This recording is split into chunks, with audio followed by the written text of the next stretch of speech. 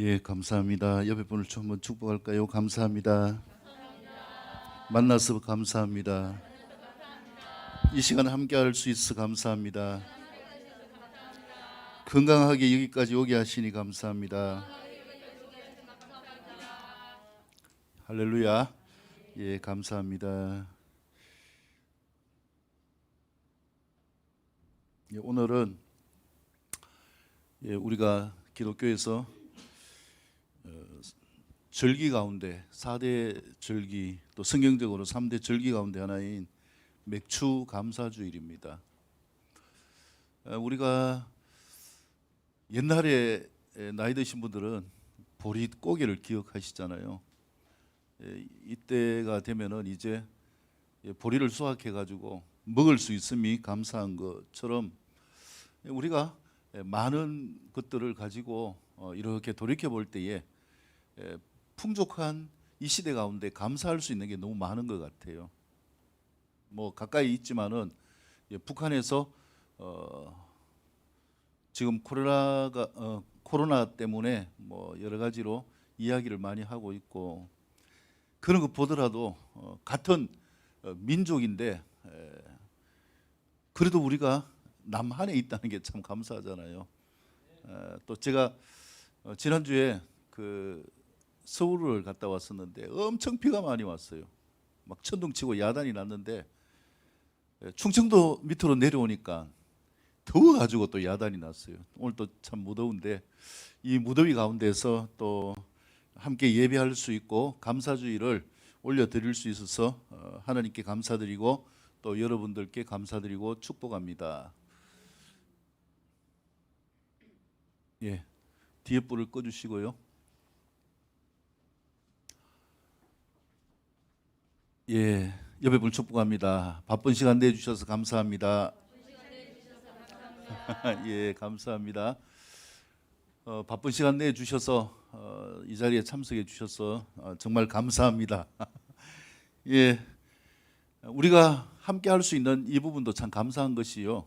뭐 이제 여러 가지라 자유를 느낄 수 있겠지만은 뭐 코로나가 한창 심할 때는 지금도 이제 마스크를 우리가 이 공식적인 자리에서 쓰고 있지만은요, 그래도 어디든지 갈 수 있는 부분들이 감사하고, 또 보면은 뭐 제주도로 가기도 하고 해외로 가기도 하고 이제 이 문이 열려져서 살아갈 수 있는 이것이 감사한데, 감사한 것은 자유에서 비롯되어지는 거예요. 근데 이 자유가 제한되어지면은 감사가 아니라 자꾸 뭐가 올라옵니까? 이 불평이 올라오고 원망이 올라오게 되어집니다. 그래서 우리의 삶 가운데서 이 함께 할 수 있는 게 감사하지만은요, 제가 이렇게 이 말씀을 준비하면서 목사로서 참 죄송하다 이런 마음도 참 많이 들어요. 왜냐하면은 뭐 변변찮지 않는 곳인데 이렇게 귀한 시간을 내주셔서 거동해 주셔서 감사하고요. 우리가 무엇을 드릴 수 있을까? 뭐 작은 선물을 하나씩 드리는 것. 그래서 뭐 요즘 텀블러가 많이 이렇게 필수 용품이 되어지는데 뭐 텀블러 하나 드리는 그게 여러분들이 이렇게 자리해 주시는 그 부분들을 어떻게 상쇄할 수 있겠습니까? 무엇 때문에 이 자리에 오신 것이 아니라 함께하는 분이 또 옆에서 교회 한번 가보자고 재촉을 하기도 하고, 이런 사랑의 발로가 있었기 때문에 그 사랑의 마음을 따라서 주님을 찾게 되어지고, 또 마음속에 뭐 정성도 자기 하기 싫으면 절대로 안 하잖아요. 마음속에 한번 가보자 이 마음이 계셨기 때문에 또 이 자리에 올 수 있는 것이 감사한 것입니다. 그래서 여러분들이 함께 해주셔서 감사하고요. 정말 마음 가운데서 뭐 좀 더 잘해 드릴 수 없는 이러한 부분에 대해서 죄송하고, 뭘 해드려야 되는가? 뭐 교회가 해드릴 수 있는 게 뭐가 있을까? 또 저희가 뭐 보시는 것처럼 뭐 어떤 큰 교회도 아니고 작은 이런 가운데 함께 예배할 수 있는 이런 부분들이 너무나 감사한데, 그러나 제가 목사로서 분명하게 말씀을 드리고 싶은 것은 뭐냐 하면은 이 앞에 있는 내용처럼 한순간의 행운보다 영원한 행복을 갖기를 축복합니다. 뭐 이미 잘 아시죠? 네이클로바는 무엇입니까? 네이클로바는 행운입니다. 뭔가 급작스럽게 나에게 다가오는 운명과 같은 이런 은혜와 축복을 이야기하겠죠. 뭐 이런 부분들이 오면은 사람들이 뭐 엄청 뭐 감사하지 말아라고 해도 감사하죠. 근데 이러한 행운이 아니라, 이러한 행운은요, 그것이 복이 되기도 하지만은 화가 되기도 합니다. 잘 아시는 것처럼 뭐 로또 당첨되어지면 진짜 좋겠다 이렇게 하지만은 통계를 낸 데 보면은 로또 당첨이 돼 가지고 불행한 이런 일들이 거의 대다수라는 것을 보면은 이 행운보다 우리의 삶이 일상 가운데 삶의 모든 것이 행복한 삶이 될 수 있기를 축복합니다. 행복한 삶, 이 삶의 비결이 무엇일까? 그래서 오늘 한 사람을, 성경에 있는 사람을 소개하고자 합니다. 이 사람은 왕이에요. 이 왕으로서 온갖 권위를 다 누린 사람입니다. 이스라엘에 남유다라는 왕국이 있었는데 그 왕국의 13대 왕인 히스기야입니다. 그래서 이 히스기야가 25세 때에 13대 왕으로 즉위를 했고요. 25년 동안 통치를 하게 되어집니다. 그래서 왕이 되면서 참 보면은 모든 권세를 다 가졌잖아요. 얼마나 행운의 사나이입니까? 근데 이 히스기야에게 고민이 있었어요. 왕임에도 불구하고 이 히스기야가 가진 고민이 무엇일까? 자기 아버지의 모습을 본 거예요. 아버지 아하스 왕 때에 이 비참한 모습을 보게 되어졌는데, 그것이 뭐냐면은 온갖 어려움들이 다 경험되어지는 이러한 삶이었어요. 그래서 적들이 쳐들어와서 먹을 것도 없어지고 늘 두려움과 공포에 떨어야 되고, 내가 왕인데 왜 이렇게 살아야 될까? 심지어는 적이 쳐들어와서 이 금은 폐물을 요구하고 했어요. 무엇까지도 바쳤나 하면은 성전에 있는 이 금으로 덧입힌 기둥이 있어요. 뭐 물건이 있어요. 이걸 다 벗겨 가지고 바칠 정도로, 어떻게 보면 참 굴복스러운 이런 왕의 모습을 아버지를 통하여 보게 된 것이죠. 근데 이런 원인이 어디에 있을까? 우리의 삶 가운데 행복이 있으면은 그 다음에 행복이 아닌 불행이 있게 되어지는데, 이러한 불행의 원인이 무엇일까? 그래서 이 삶을 이렇게 살펴보니까 이 저주스러운 삶의 이유가 어디에서 비롯되어졌는가? 여기 보면은 정조 할아버지 우시아 왕이라는 왕이 있었어요. 이 사람이 뭐냐면은 자기가 최고인 줄 알았어요. 뭐 당연하게 최고지, 왕이니까. 그래서 내가 최고이기 때문에 내 마음대로 할 수 있다 이렇게 해서 하나님께 제사를 드리는데, 예배를 드리는데 자기가 드리겠다고 이렇게 고집을 세운 왕이었어요. 예를 들어 가지고 지금 제가 목사가 지금 설교를 하고 있는데 말씀을 전하고 있는데요, 하이 목사님 뭐 그거는 나도 전할 수 있습니다 하면서 저를 끌어내리고 누가 여기 와서 하나님의 말씀을 전한다. 이것은 무엇이냐 하면은 하나님이 정해준 질서를 위반하는 거죠. 그래서 이 우시아 왕이 자기가 성전에서 제사 드리는데 분향을 하려고 하다가 하늘에서 갑자기 이 저주가 내렸어요. 그래서 어떻게 됐냐면은 나병이 걸렸어요. 그 자리에서. 지금 이 그림에 보면은 나병이 걸려가지고 당황해하는 모습입니다. 나병의 저주를 경험하게 되어지는 것이죠. 우리가 이 땅을 살아가면서 모든 것을 할 수 있는 것 같지만은요, 인간의 삶이 참 너무나 연약하다라는 것을 경험하는 것이 바로 코로나 시전이었잖아요. 제가 아는 그 교회 목사님 얼마 전에 이제 저희 선교관에 왔다 가셨는데 장로님이 계시는데 그 이번에 돌아가신 장로님들이 4분이나 된대요. 그렇게 건장하시던 분이 뭐 코로나 때문에요. 그래서 우리가 이 삶이라는 것은 내가 살아있어야 행복을 누리는 것인데 내가 살아있는 것이 뭔가. 그래서 이 우시아 왕은 자기가 왕이기 때문에 내 마음대로 다 할 수 있다 해서 성전에서 불장하려고 하다가 결국은 저주로 나병이 생기게 되어진 것이죠. 그래서 행복이 아닌 저주스러운 삶을 살게 되어졌습니다. 자, 이것을 누가 봤는가? 그 아들인 요담이라는 왕이 봤어요. 아버지가 갑자기 이 문둥병자가 되니까 정치를 할 수가 없잖아요. 그래서 아버지는 별궁에 있게 되어지고 누가 정치를 했는가? 아들인 요담이 대신 정치를 하고요. 자기가 이렇게 보니까 왜 하나님이 우리 아버지를 이렇게 저주스럽게 만드셨을까? 하나님이 무서운 분이시구나. 이렇게 해서 이분이 뭐였냐면은 요담은 일평생 동안 자기가 어디에 들어가지 않았는가? 성전에 들어가지 않았어요. 다른 말로 하면은 벌 받을까 싶어서 예배 드리러 가지 않았다라는 거예요. 근데 이게 더 큰 버림을 모르는 거예요.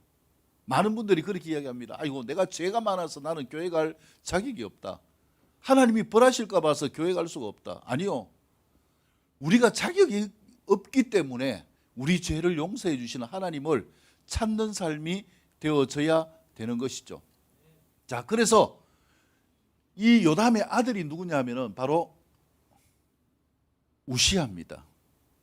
아버지가 하나님을 예배하지 않고 말씀을 기억하지 않고 이 살아가는 삶을 통해서 이 자식인 이 아하스도 하나님과 완전히 떠난 삶이었어요. 그러니까 전쟁이 일어나고 이렇게 해서 살 방법을 찾아야 되잖아요. 그 살 방법을 찾았는 게 뭐냐면은 우리는 이렇게 힘드는데 왜 저 나라는 저렇게 강해가지고 우리를 침략할까? 이렇게 그 나라를 딱 찾아보니까 그 나라에 섬기는 엄청나게 큰 우상이 있어요. 우리도 저 우상을 만들어 놓으면은 잘 살 수 있겠구나. 이렇게 해서 그 우상을 교회에 가가지고 이렇게 만들어 세웠다는 거예요. 이런 삶을 통해서 행복이 아닌 저주가 들어오게 되어졌는데, 이 히스기야가 아하스의 아들이 히스기야입니다. 이 히스기야가 성경을 보니까 어떻게 이야기했냐면은 하나님을 찾지 않는 사람들이 받는 저주, 이 저주는 3대 4대까지 가게 되어진다. 이렇게 이야기를 하고 있어요. 아, 우리 가정에 이런 힘듦이 내가 잘하고 못하고 이 문제가 아니라 하나님이 계시는데 하나님과 함께하는 이 삶을 살지 못한 것, 이것이 원인이었구나. 이것을 깨닫게 되어지고요. 그래서 느헤미야가 개혁을 하게 되어집니다. 이 모든 짐을 고스란히 진 느헤미야가 어떻게 가정을 새롭게 만들고 이 저주가 아닌 축복으로 바뀔 수 있도록 했는가. 이 그림에서 보는 것처럼 하나님을 만나기 위해서 기도했습니다. 하나님이 살아계시는 이 말씀의 역사를 내 삶 가운데 축복으로 나타내 주세요. 여러분, 하나님은요, 어떤 삶이라고 할지라도 축복되게 살기를 원하십니다. 성경에서 이제 우리가 신약이라고 하는데 이 신약 성경 가운데 가장 위대한 사람이 있어요. 바울이라는 사람이 있어요. 이 사람이 예수님으로부터 사명을 받게 되어지고요, 믿음으로 살게 되어지는데 그 과정이 보면은 잘나서 그런 것이 아니라 이 사람이 어디에 가다가 그랬냐면은 예수님 믿는 사람을 잡아 죽이려고 가다가 하나님을 만난 거예요. 그렇기 때문에 우리가 중요한 것은 내 모습이 어떤 것이 중요한 것이 아니라 하나님이 나를 만나 주시는 것이 중요한 것이다. 그래서 히스기야는 이 삶을 통하여서 하나님을 만나는 삶으로 나아가게 되어졌습니다. 한번 읽어볼까요? 시작.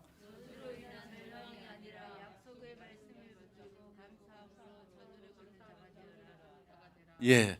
자, 오늘 우리가 감사절인데요. 저주로 인한 절망이 아니라 약속의 말씀을 붙들고 감사함으로 나아가자. 이게 뭐냐면은 저주를 끊는 축복이에요.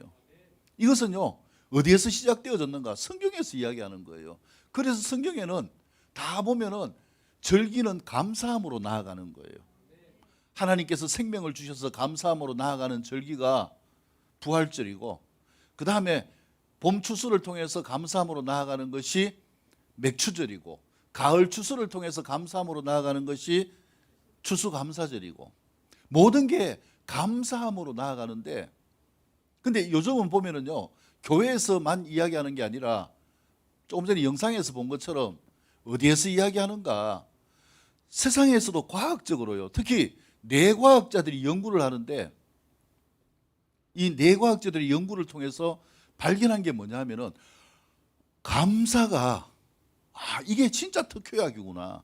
이걸 발견을 했어요. 뇌가 이렇게 그 주먹 두 개 쥔 것처럼 이렇게 돼 있잖아요.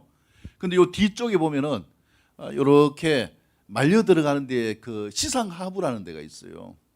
근데 연구를 해보니까요, 감사하는 사람과 불평하고 원망하는 사람들의 차이를 봤는데, 감사하는 사람은 자꾸 이것이 확장되고 풍성하게 되는데, 이것이 치매로 나아가는 사람은요, 이 부분들이 뭐냐 하면은 자꾸 원망하고 불평하면서 쫄아드는 거예요.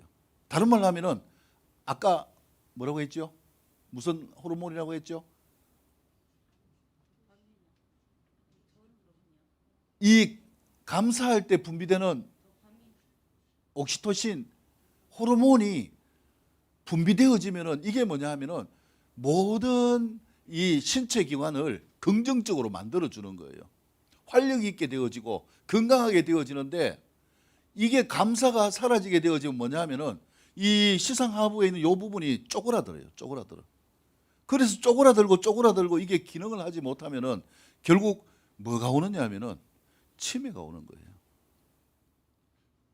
감사하지 않는 부분들이 결국은 신체뿐만 아니라 정신적인 부분까지 이렇게 망가뜨리게 되어진다. 이게 뭐냐면 지금 뇌과학을 통해서 조금 전에 나온 영상도 KBS에서 만든 영상이에요. 뭐 교회에서 만든 영상이 아닙니다. 그래서 우리가 진짜 무엇이 중요한가? 긍정적인 삶은 감사함이 필요한 거예요. 그래서 요즘요, 세상에서 보면은 군에서도 지금 감사 운동을 하고 있잖아요. 감사 운동을 하고 있어요. 죄송하지만요, 웃기게 진짜 감사를 가지고 있고 감사해야 될 곳이 어딘가? 교회예요. 근데요, 가장 감사가 없는 곳이 어딘지 압니까? 교회입니다, 교회. 말도 많고 원망도 많고 불평도 많고요. 왜냐? 가지고 누리고 있는 이게 뭔지를 모르기 때문에 그런 거예요. 그래서 우리가 우리의 마음속에 무엇이 회복되어져야 되는가? 옆에 분을 한번 축복할까요? 감사합시다. 예. 그래서 찾아서 감사해 보면은요, 감사할 게 많잖아요. 지금 뭐 이 자리에 앉아 있는 것도 감사하고요. 코로나인데 나와서 활동할 수 있는 것도 감사하고, 이렇게 감사할 요소를 찾아보면은 마음에도 평안이 있을 뿐만 아니라 정신적으로도 평안이 있고 영적으로도 평안하게 되어지기 때문에 감사로 나아가자라는 것이죠. 그래서 히스기야가 보니까 이 말씀대로 나가면은 저주가 끊어지겠구나. 그래서 이 말씀 가운데서 나아가게 되어집니다.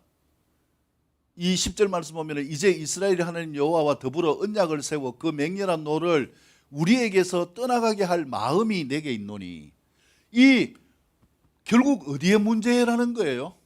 마음의 문제라는 겁니다. 이 마음에 감사하고 나가는 이거는 누구의 몫이에요?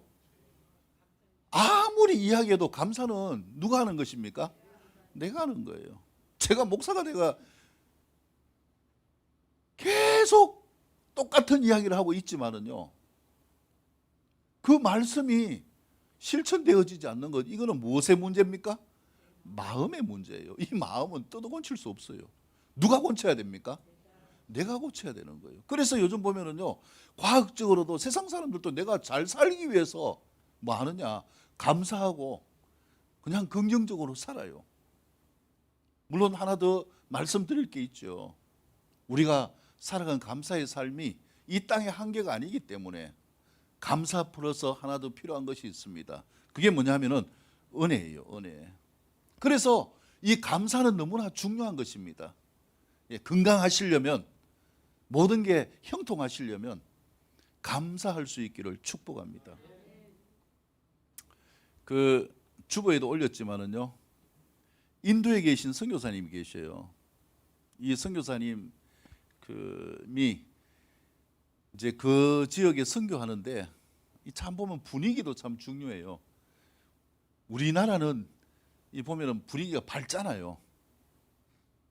근데 인도 같은 데 가면 계속 향을 피우고 뭔가 음침하고 막 또 이 우리나라 분위기에 맞지 않는 이런 부분들이 너무 많아요. 근데 이 아들이 경민인데 선교사님 아들이 거기에서 어릴 때부터 자랐어요. 자랐는데 얘가 이제 이유를 모르는데 자꾸 아픈 거예요.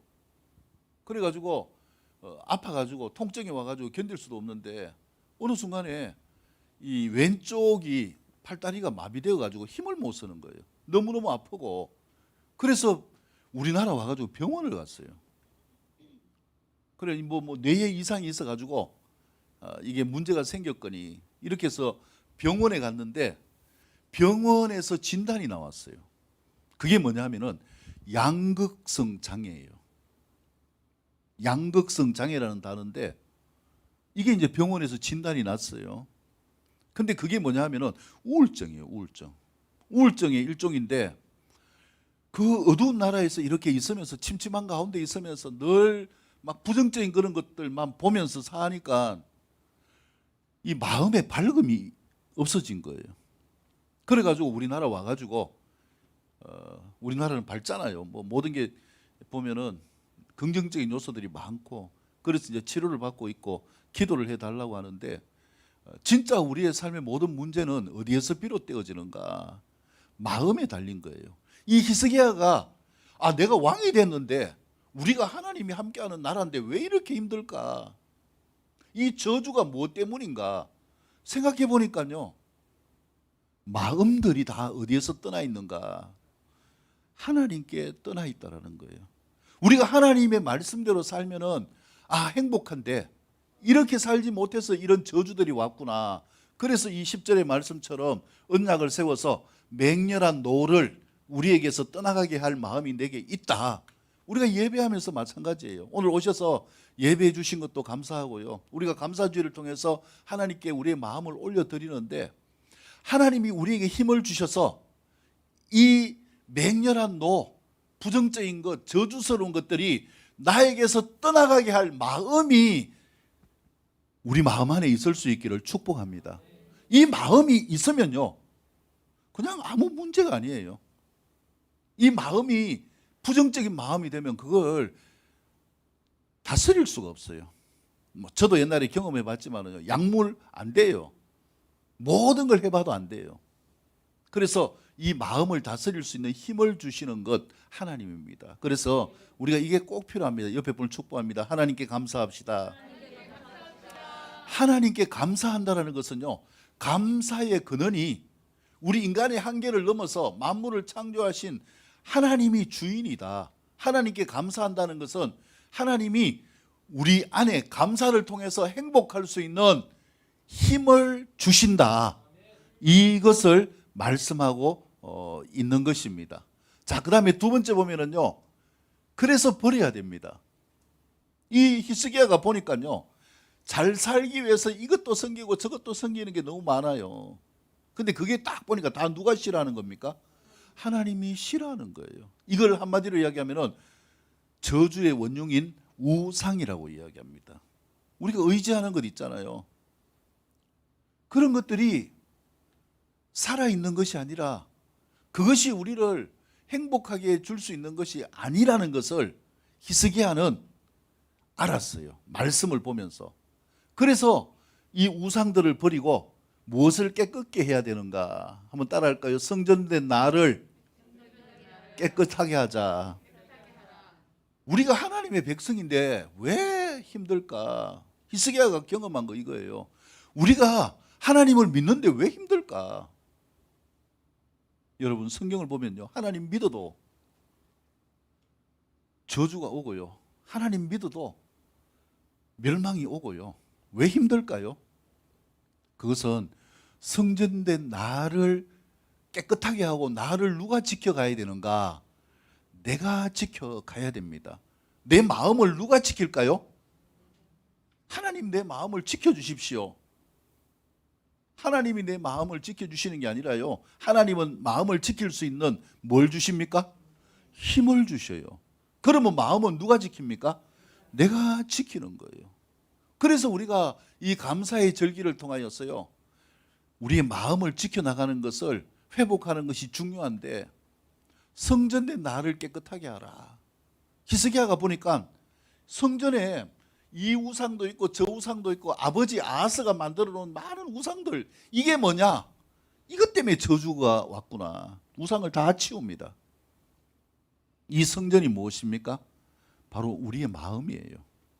그래서 마음속에 이 하나만 딱 기억해도 우리가 충분히 행복할 수 있습니다. 옆에 분 축복합니다. 감사합시다. 예. 뭐 이것저것 힘든 거 많잖아요. 그럴지라도 감사하며 나아가고, 이제 예수님 믿는 믿음으로 나아가면서 감사하면 좀 더 달라지겠죠. 누구 때문에 감사합니까?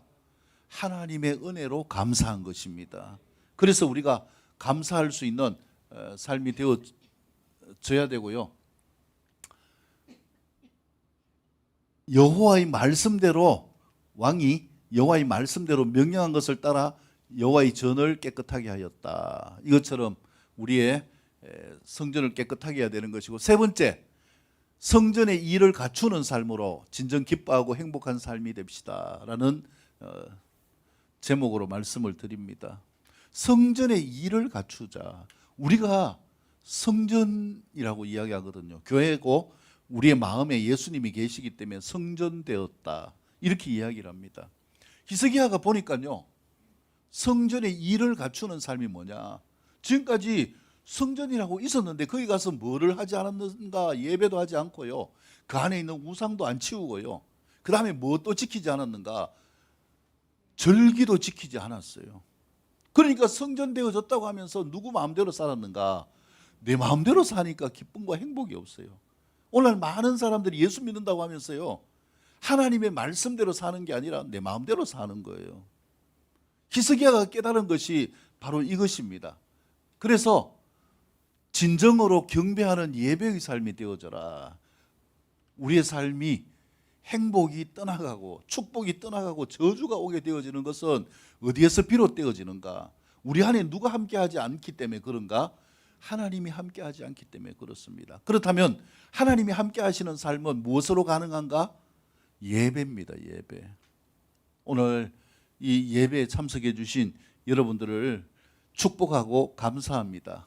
예배할 때에 하나님께서 우리의 가운데 함께 하신다. 그래서 히스기야가 뭐냐? 명령하여서 번제를 드리고, 그 다음에 동시에 여호와의 시로 노래하고 나팔을 불며 이스라엘 왕 다윗의 악기를 울리고 온 회중이 경배하며, 노래하는 자들은 노래하고 나팔 부는 자들은 나팔을 불어 번제를 마치기까지 이르니라. 하나님께 이 예배를 드리는 이 예배를 통하여서 하나님이 함께하게 하셨다. 하나님이 이 자리에 함께 하십니다. 우리가 뭐 할 때예요? 예배할 때 함께 하십니다. 그래서 우리가 하나님이 함께하는 이 축복의 삶이 되어지기 위해서는 예배의 삶이 되어져야 되는 것이고요, 그 다음에 두 번째는 감사의 제물을 드리고 함께 기뻐하는 축제의 삶이 되라. 이에 히스기야가 말하여 이르되 너희가 이제 스스로 몸을 깨끗하게 하여 여호와께 드렸으니 마땅히 나와 제물과 감사의 제물을 여호와의 전으로 가져오라 하니, 회중이 제물과 감사 제물을 가져오되 무릇 마음에 원하는 자는 또한 번제물도 가져오니 이 일이 갑자기 되었으나 하나님께서 백성을 위하여 예비하셨으므로 히스기야와 백성과 더불어 기뻐하였더라. 이렇게 말씀하고 있습니다. 우리가 하나님을 예배하고요, 이 감사의 예배에는 필요한 게 있어요. 그게 뭐냐 하면은 하나님이 주신 것들을 하나님께 돌려드리는 감사의 제물이 있어야 됩니다. 그래서 하나님의 역사는 돈 내라 이런 이야기를 하는 게 아니에요. 우리가 이 봄추수 가운데서 하나님께 올려드리는 것이 뭐냐 하면은 하나님이 나를 이렇게 건강하게 6개월 동안 살게 해주셨고요, 그 다음에 또 6개월 동안 내가 먹고 살 수 있도록 해주시고 나에게 소득을 주셔서 그것에 대해서 감사하여서 하나님께 감사의 제물을 올려드려라, 이렇게 이야기합니다. 제가 어제 청년 예배 때도 말씀을 드렸지만은요, 이 마음을 제가 확인해 보니까 마음이 안 됐어요. 그래서 제가 너무나 마음이 아팠어요.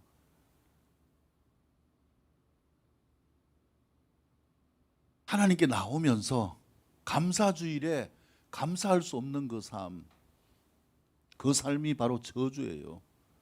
축복의 삶으로 바꾸려면 이 삶을 가지고 성경에서 이야기한 것처럼 그것은 당연하게 하나님께 드려지는 삶이 되어져야 되는 것이고, 하나님은 그 드림을 통하여서 기뻐하시고 축복하십니다.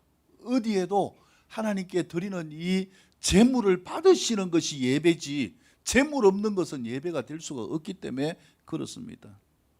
근데요, 이게 그냥 무의미하게 흘러가게 되어지고요, 직분을 가진 사람들도 별로 감각이 없어요.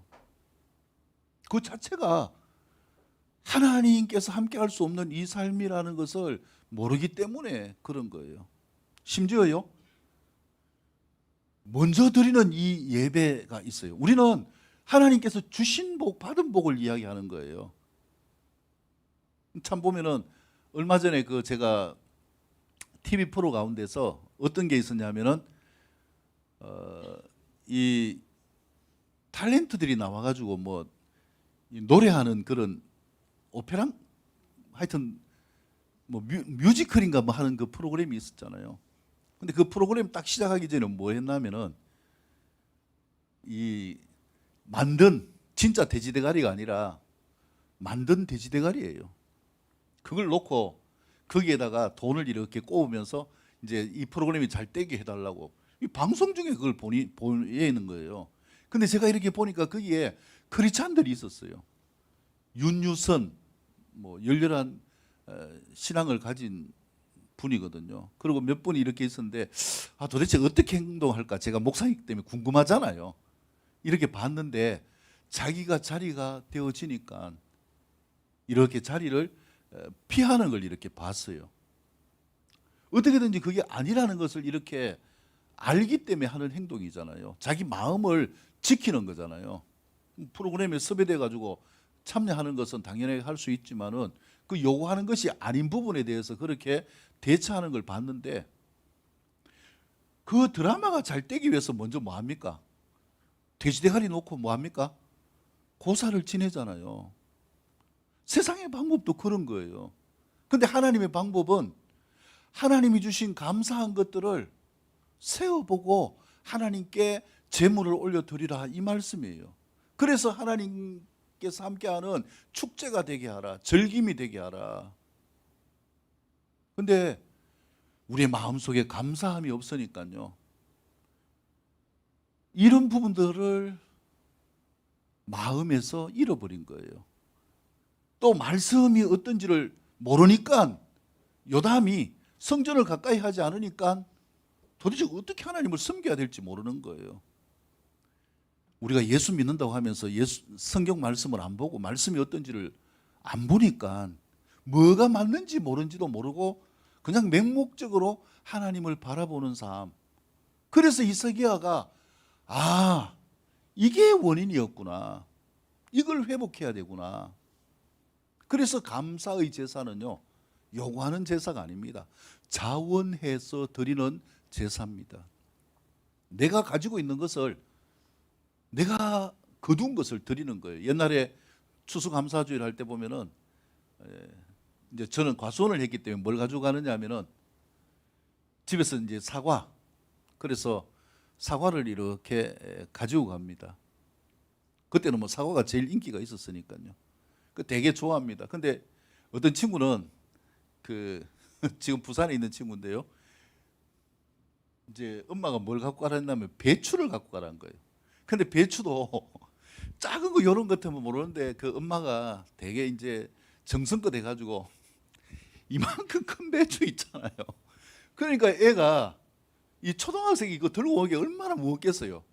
그 저는 이제 이쪽에서 다리가 있거든요. 과수원에서 이렇게 오고 이제 얘는 집 이쪽에 있어요. 쭉 오다가 이렇게 만났어요. 만났는데 이제 저는 사과 한 상자를 들고 가는 게 아니고 미리 이제 그 전날 저게 토요일 날 이제 사과를 이제 이렇게 갖다 드렸어요. 뭐 목사님 댁에도 드리고 그다음에 또 뭐 교회하고 또 주일학교하고 이래가지고 미리 드려가지고 나는 이렇게 걸어가고 있는데 얘가 키도 저보다 작은 애가 배추를 이만한 걸 들고 오면서 낑낑대고 오다가 얼굴이 어떻게 했어요? 이게 신날 수가 없잖아요. 무겁고 힘들고 또 배추를 들면은 이 배추 뭡니까 이게 묻잖아요. 뭐 맛있는 사탕을 들고 가라 이러면은 막 신나게 들고 갈 건데 무겁기도 하고 오다가 저하고 탁 마주쳤어요. 딱 마주치면서 얘가 뭐 하느냐 하면은 막 신경질을 팍 내면서 배추를 탁 놔버리는 거예요.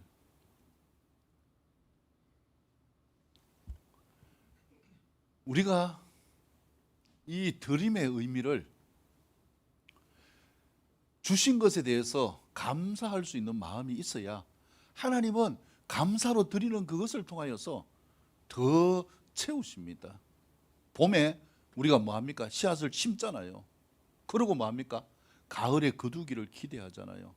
심지 않고 거둘 수가 있는 게 없구나. 그래서 우리가 이 말씀대로 돌아가자. 히스기야가 그렇게 해서 뭐 오늘은 나누지 않겠습니다만은 어제 쭉 이렇게 성경을 읽어보면서 소가 몇 마리고 양이 몇 마리고 뭐 이렇게 쭉 하면서 예물을 올려드리는 게 있어요. 그거는 뭐냐 하면은 주신 것에 대해서 감사하는 거예요. 또 주실 것에 대해서 감사하는 거예요. 그래서 우리가 이 감사주일은 그냥 절기가 아니에요. 이제 생뚱맞는 것 같지만은 요즘 뭐 젊은이들은 맥주 이것도 무슨 뜻인지도 몰라요. 보리 추수에 대한 감사예요. 근데 또 따지고 보면은 요즘 뭐 보리 볼 수 있나요? 얼마 전에 이쪽에 몇 년 전에는 연일 이 뭡니까? 연일 쪽에 이 강변 옆에 보면은 보리를 심었잖아요. 요새는 또 보리도 없더라고요. 보리 보기도 힘드는데 무슨 맥추절인가? 6개월 동안 하나님이 나에게 주신 은혜에 감사하여서 올려드리는 절기. 그 절기 가운데서 가장 중요한 게 무엇인가? 나를 드릴 수 있는 이 삶의 축복. 이것이 가장 중요한 것이고요. 자, 그래서 내 인생은 행복한 것인가? 오늘 이 말씀을 통하여서 우리의 삶을 한번 새겨보기를 원합니다. 여러분들을 만나는 지금 이 시간이 가장 기쁘고 행복하다. 이것이 내 인생의 첫 번째 가치이다. 때로는 바보 같다고 생각할 때도 있다. 그러나 진짜 감사하다. 저는요, 오늘 여러분들을 뵐 수 있어서 너무 감사하고요. 특히 이 자리에 새롭게 오신 여러분들이 계셔서 너무너무 행복하고 감사합니다. 이것보다 더 감사한 게 저는 없어요. 뭐 여러 가지의 가치들이 있지만은요. 제일 가치 있는 것은 생명에 대한 가치입니다. 오늘 주부에 나와 있지만은 오후에 장례 예배를 드리러 갑니다. 가는데 이전에 이제 저희 교회 나오셨고 뭐 지금도 제가 계속 큐티를 보내면서 이렇게 말씀으로 교제하고 있고 한데요. 그 어머니가 돌아가셨어요. 돌아가셨는데 장례 예식을 해달라고 이렇게 연락이 왔어요. 제가 당연하게 해드리겠다고. 근데 제 마음이 후회함이 없어야 되잖아요. 뭐냐 하면은 그 댁에 가서 어머니가 거동이 불편해 가지고 이제 움직이지를 못하시고 계시니까 그 댁에 가서 옛날에 가정 예배를 드렸어요. 예배를 드리면서 말씀을 읽어 드리고 그때에 예수님을 영접하도록 이렇게 말씀을 드려 예수님 믿으라고 이야기를 하셨는데 이분이 그때 아멘을 하셨어요. 제가 지금 정확한 기억은 없지만은 영접 기도에 대해서 말씀드리고 영접 기도를 할 때 분명히 아멘 하셨거든요. 그분을 대할 때에 제 마음에 가장 기쁨이 뭔가 그 때를 놓치지 않았다는 거예요.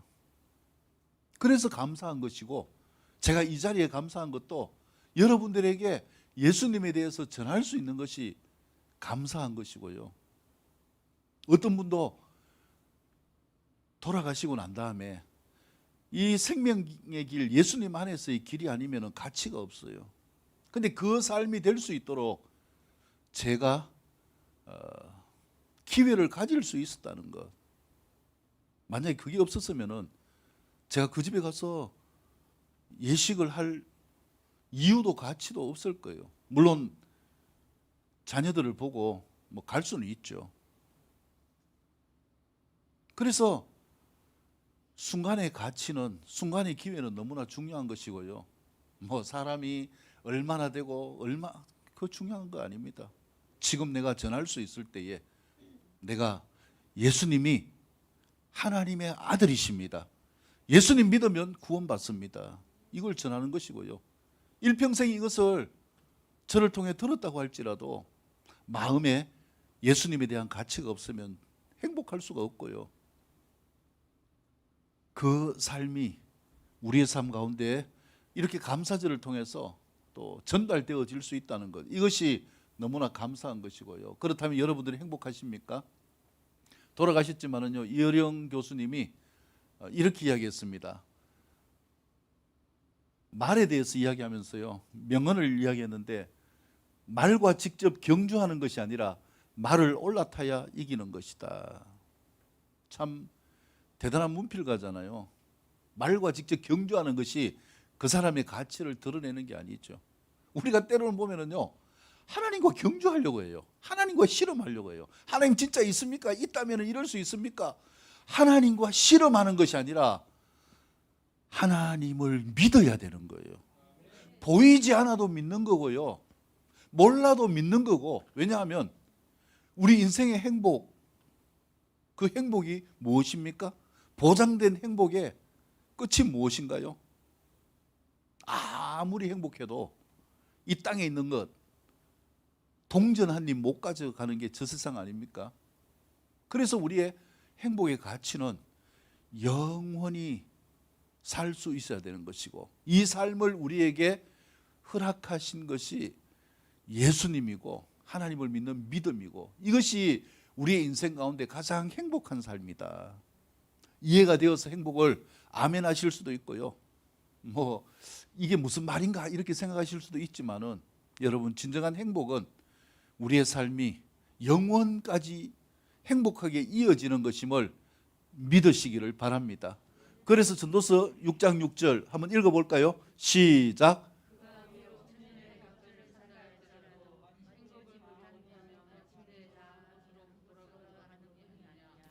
전도서 솔로몬이 이야기한 거예요. 천년을 살고 천년의 갑절을 산다고 할지라도 행복을 보지 못하면 마침내 다 한 곳으로 돌아가는 것뿐 아니냐. 여러분, 예수님 때문에 행복하십니까? 예수님 때문에 행복할 수 있기를 축복합니다. 무엇 때문에가 아니에요. 예수님을 믿는 무엇 때문에가 아니에요. 이거 주셔서 행복, 저거 없어서 불행이 아니라 예수님 때문에 행복할 수 있기를 축복합니다. 왜? 이 행복을 보지 못하면 마침내 다 한 곳으로 돌아갈 뿐이니라. 그 한 곳이 어디입니까? 바로 영원히 후회하며 사는 곳이에요. 악의 구렁텅이에요. 그래서 여러분, 기회가 있을 때에 이 행복을 회복하고 누릴 수 있기를 축복합니다. 뭐 우리가 산다고 해서 얼마나 살겠습니까? 뭐 냉동 인간이 돼 가지고 몇십 년 후에 다시 깨어나 가지고 그렇게 뭐 행복하게 살았더라. 과학이 절대로 자연 창조 질서를 따라갈 수 없습니다. 50년 지나고 여기에 뭐 젊은 친구들은 50년 지나도 살겠네요. 뭐 그때가 뭐 수명이 더 늘어날 수도 있겠죠. 근데 청년들 빼고는 뭐 저도 마찬가지지만은 몇십 년 지나면은 이 땅에 있다는 보장도 없고요. 제가 어제 어떤 권사님한테 말씀드렸는데 뭐 아유 권사님 뭐 한 20년 지나면은 뭐 안 그렇겠습니까? 이야기를 했어요. 우리가 사는 것이 문제가 아니라 행복하게 살 수 있기를 축복합니다. 그 행복의 근원은 바로 누구냐? 예수님 때문에 행복할 수 있기를 축복합니다. 그래서 신명기 33장 29절은요. 이스라엘이여 너는 행복한 사람이로다. 여호와의 구원을 너같이 얻은 백성이 누구냐? 행복한 사람은 무엇을 얻는다고요? 여호와의 구원을 너같이 얻는 사람이 누구냐? 그는 너를 뭐하는 자요? 하나님을 믿으면 하나님은 우리를 도와주십니다. 내 영광의 칼이시로다. 방해하는 모든 걸 다 밀림을 해치듯이 다 무너뜨리고 대적들이 내게 복종하게 한다. 그래서 내가 그들의 높은 곳을 밟으리로다. 모든 것을 정복하고 나아갈 수 있는 삶, 죽음까지도 정복할 수 있는 이 행복이 어떻게 오는가? 예수님을 믿는 믿음 안에서 오게 되어짐을 믿으시기를 축복합니다. 어제 있는데 선교사님이 전화가 오셔가지고 중국에서 전화가 왔는데요. 그 유치원을 하는 그 가정이 있는데 부인이 암에 걸렸다고 기도를 해달라고 요청이 왔어요. 그래서 오늘 저녁 7시 돼가지고 줌으로 제가 이제 기도를 해주겠다고 이렇게 해가지고 7시에 이렇게 만나기로 했습니다. 근데 췌장에 암이 전이 돼가지고 제거를 했는데 이제 재발되고 전이 돼가지고 이제 손 쓸 수 없는 상태가 되어졌어요. 근데 원인을 이렇게 생각하면 너무 가슴 아파요. 별거 아닌데 그게 뭐라고? 예수 믿는 것 때문에요. 이렇게 믿어야 되나 저렇게 믿어야 되나 이것 때문에 삐져가지고 결국은 스트레스를 받아가지고 이제 이 암이 오게 된 거예요. 참 행복은 아닌 부분들이 수없이 많잖아요. 누가 찾아야 되는가? 우리가 스스로 찾는 것입니다. 오늘 아침에 제가 기도하는데 어떤 마음을 주셨냐면요. 홍수의 유익을 아느냐 이 마음을 주셨어요. 홍수가 뭐 유익합니까? 저는 홍수가 유익한 게 아니라 홍수가 는절이 나요. 는절이. 왜냐하면 저희가 과수원할 때 2번이나 물이 이 홍수가 쓸어가지고요. 그때 저희가 신혼 살림을 하고 있었는데 하여튼 뭐 TV, 농 뭐 이런 거 있잖아요. 가구 쫙 해가지고 다 갖춰놓고 그렇게 살고 있었는데 비가 왔어요. 91년도인가 하여튼 그때요. 비가 와가지고 사과밭을 확 썰어버렸어요. 썰어버리고 난 다음에 너무너무 허탈한 거예요. 뭐 사진 찍으라는 건 다 날아가 버리고요. 근데 무슨 홍수가 유익합니까? 근데 어떤 마음을 주시느냐 하면은 홍수가 와서 싹 썰어가고 나면은 그 다음에는 새로운 시작이 되어진다라는 거예요. 그래서 이 말씀을 제가 듣고 보니까 그때를 생각해 봐도 그런 것 같아요. 홍수 싹 지나가고 난 다음에 그 다음에 다시 뭐 합니까? 새롭게 집을 고치잖아요. 산불이 나서 힘들지만은요 안 날 수 있으면 좋겠죠. 근데 한 사람이 담배 꽁초 던지는 걸 어떻게 하겠어요? 근데 그 산불이 나가지고 집이 다 탔어요. 힘들지만은 그 다음에는 어떻게 됩니까? 새 집을 짓잖아요. 그 보니까 뭐 우리 총회에서도 16집인가 그 산불 난 가정들 이렇게 집 지어주는 그걸 요번에 그 발표를 했던데 새롭게 되잖아요. 우리가 예수님 믿으면서 많은 홍수를 경험할 수 있어요. 근데 이게 무엇 때문에 유익한가? 그 가운데서 구원하시는 하나님이 계시기 때문에 유익한 거예요. 홍수를 넘어서 우리를 뭐 하십니까? 새롭게 하십니다. 지난 거 싹 쓸어버리고요. 새롭게 하시는 은혜를 주신다. 그래서 예수님을 만나야 행복해지는 것, 이것이 우리의 삶이다. 뭐 많은 믿지 못할 편견들이 있죠. 뭐 예수님 믿는다고 다 되느냐, 뭐 진짜 뭐 부활이 있느냐, 여러 가지로 있죠. 예수님이 진짜 대안인가, 교회가 행복을 줄까? 뭐 저는 여기에 대해서 교회가 행복을 줄까? 이제는 우리 각자가 행복을 찾아야 됩니다. 믿음 안에서, 교회 안에 찾아야 되지. 그래서 우리에게 필요한 것은 우리의 마음이 진짜 중요한 것이고요. 사람들의 말이 교회가 많은데 세상이 왜 이런가, 참 목사로서 부끄럽기도 합니다. 그런데 예수님이 말씀하신 교회는 이런 세상의 모든 음부의 권세를 이기는 교회, 결국 우리가 이겨 다녀야 된다는 거죠. 교회 다니는 것보다 더 중요한 것은 내가 교회가 되어져야 하고 내 마음 안에서 하나님 나라가 이루어져야 되는 것. 이 책임은 나의 책임이지 다른 사람에게 책임을 돌릴 수 없는 것이다 라는 것을 말씀하고 있고요. 믿기만 하면 천국 가나요? 예, 한번 따라 볼까요? 시작. 말씀을 믿고 따르기만 하면 예수님이 우리 인생을 바꾸어 주십니다. 저는 뭐 여기에 대해서는 분명하게 말씀을 드립니다. 제가 경험하고 있기 때문에 그런 것이고요.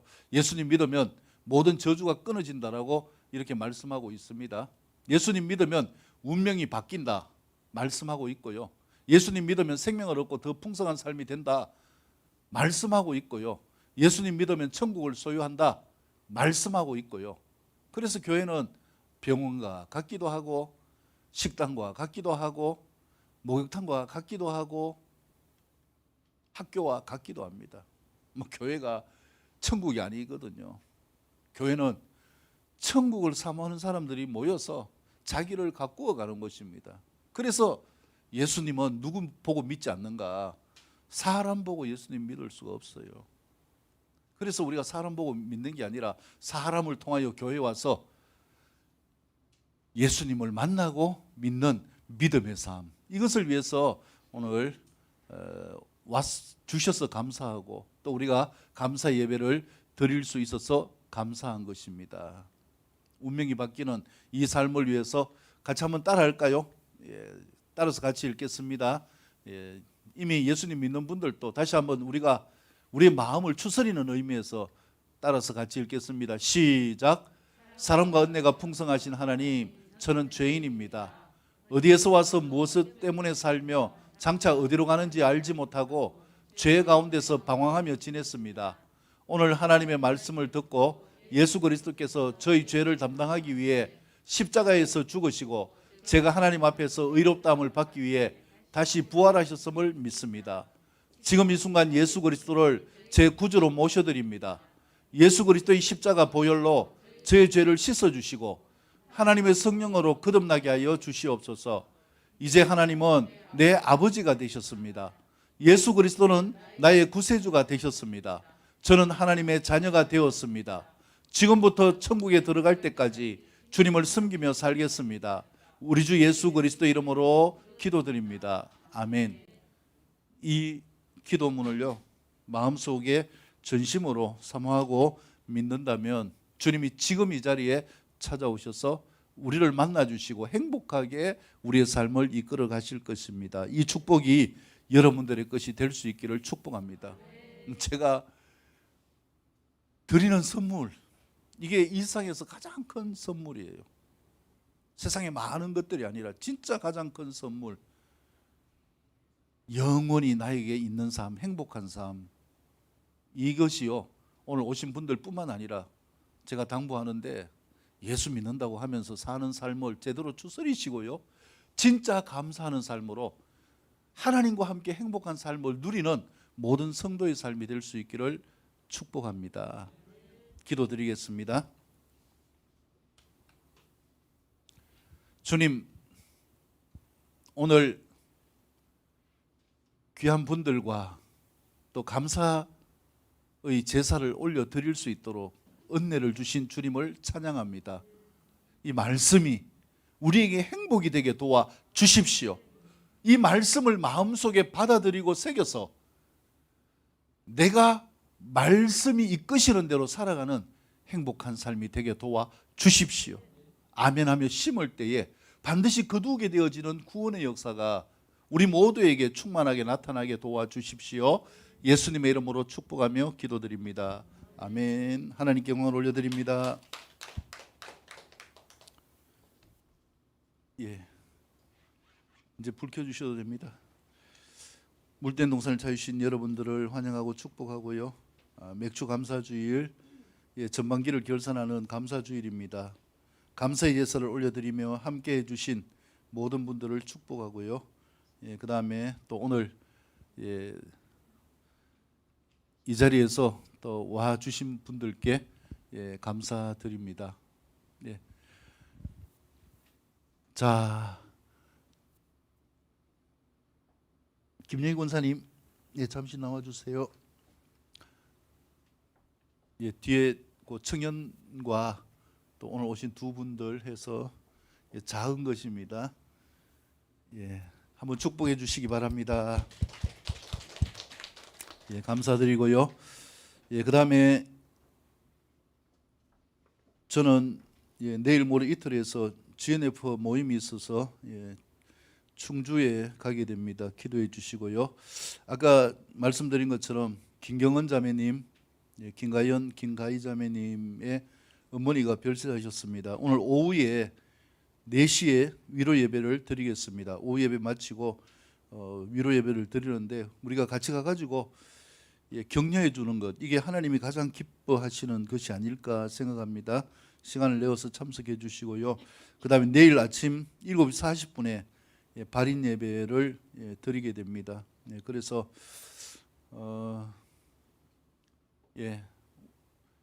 이 복음의 기회가 될 수 있도록 그들에게 또 복음이 전해질 수 있도록 가서 함께 위로해 줄 수 있는 시간이 되기를 바라고요. 그 다음에 조금 전에 말씀드린 것처럼 이요셉 선교사님의 아들 경빈이가 양극성 장애로 왼쪽 팔다리 통증이 있고 무기력증을 가지고 있습니다. 하나님 낫게 해주십시오. 기도해 주시고요. 장샤오롱인데 그 중국 란주에 있는 성도님입니다. 여자분인데 췌장암이 전이되어 가지고 지금 이제 뭐 손설 수 있는 방법이 없는데 그래서 기도합니다. 하나님이 하시면 나을 수 있으니까요. 그때 우리가 갔을 때 뭐 식물인간이 된 사람도 회복되는 기적을 허락하여 주셨으니까 특히 중보해 주시기를 바랍니다. 오늘 저녁에 7시에 제가 줌으로 만나서 예배드리고 기도해 드리는데 중보해 주시기를 바라고요. 그 다음에 다음 주 오후 예배 마치고 전반기 결산 리더 모임을 갖도록 하고요. 또 화분과 또 음식들을 또 제공해 주셔서 감사드리고 나머지는 또 주보를 참조하시고요. 다 같이 일어나시겠습니다.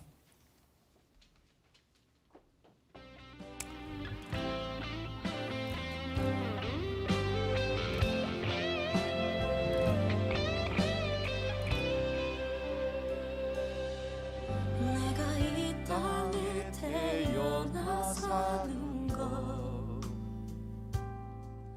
어린아이 시절과 지금까지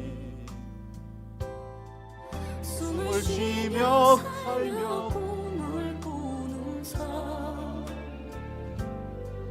당연한 것 아니라 은혜였소.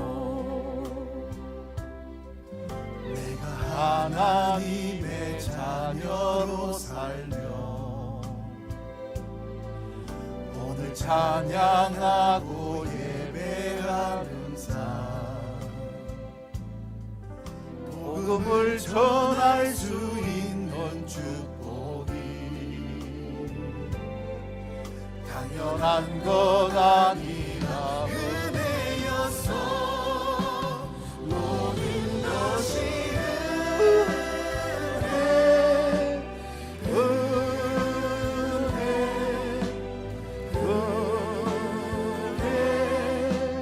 한없는 은혜 내 삶에 당연한 것 하나도 없었던 것을 모든 것이 은혜였소. 그렇습니다. 주님, 오늘 맥주 감사절을 통하여서 감사로 예배할 수 있도록 인도하시니 감사합니다. 또 이렇게 귀하게 교회를 찾아오셔서 함께 예배하는 귀한 분들을 축복하여 주십시오. 이들의 마음속에 예수님의 사랑과 은혜가 충만하게 새겨지게 하여 주셔서 행복한 삶을 꾸려갈 수 있도록 삶의 모든 것들을 축복하여 주십시오. 하나님, 이렇게 발걸음하게 되어진 것 사랑의 권면을 통하여서 오게 되신 것이지만은 하나님, 이 선택은 귀하게 마음을 가지고 오신 선택입니다. 하나님, 이 발걸음들을 축복하시며 충만한 은혜를 부어 주십시오. 또한 주님, 이 감사절을 맞이하여서 예배하는 모든 분들을 축복하셔서 하나님 때문에 행복한 삶이 되게 도와 주십시오. 11조로 드린 귀한 심령, 귀한 가정들을 축복하시고 하나님 함께 하시고 인도하여 주셔서 삶의 모든 것들을 이끄시는 주님의 역사가 충만하게 나타나게 도와 주십시오. 말씀을 통하여 약속하신 그 놀라운 약속들이 성취되는 가정들이 되게 도와 주십시오. 들어가도 나가도 복을 받게 하시고 삶의 모든 소산 가운데 하는 모든 일들 가운데 하나님의 충만한 축복을 선포합니다. 하나님 함께하여 주셔서 이들의 삶의 모든 것들을 이끄시며 주님의 충만한 은총이 넘칠 수 있도록 함께하여 주십시오. 또한 건축헌금을 올려드린 귀한 심령, 귀한 가정들을 축복하여 주셔서 하나님, 세워가는 모든 것들이 하나님의 은혜 가운데서 세워지게 하여 주십시오. 하나님, 함께해서 지켜주시고 이끌어 가시는 은혜가 넘칠 수 있도록 역사하여 주십시오. 또한 맥주감사주의를 맞이하면서 주님께 올려드리는 모든 헌물들을 받으시며 하나님, 이 감사 예물이 하나님의 영광 가운데서 축복으로 드러나게 하여 주십시오. 하나님께서 펼쳐가시는 놀라운 축복의 씨앗이 되게 도와 주십시오. 전반기를 감사하면서 주님께 올려드립니다. 하나님, 후반기도 축복하시며 이 예물을 받으시며 내년의 삶도 더욱더 풍성하게 30배, 60배, 100배로 결실할 수 있도록 역사하여 주십시오. 주일능감으로 드린 귀한 심령들을 축복하시며 하나님, 주님께서 이끄시는 그 은혜가 마음속에 담기고 세상 나아가서 예수님 때문에 행복하고 예수님 때문에 승리하는 삶 되게 도와 주십시오. 모든 것 감사드리며 예수님의 이름으로 기도드리오며 이제는 주 예수 그리스도의 크신 은혜와 아버지 하나님 무한하신 사랑하심과 성령님의 역사하심과 교통하심이 오늘 감사주의를 통하여서 귀하게 참석하여서 예배를 드리며 감사하는 마음과 또 주님께 예물을 올려드리며 감사하는 모든 분들, 예배하는 모든 분들 머리 위에 가정 위에 충만한 축복이 넘칠 수 있기를 간절히 축원하옵나이다.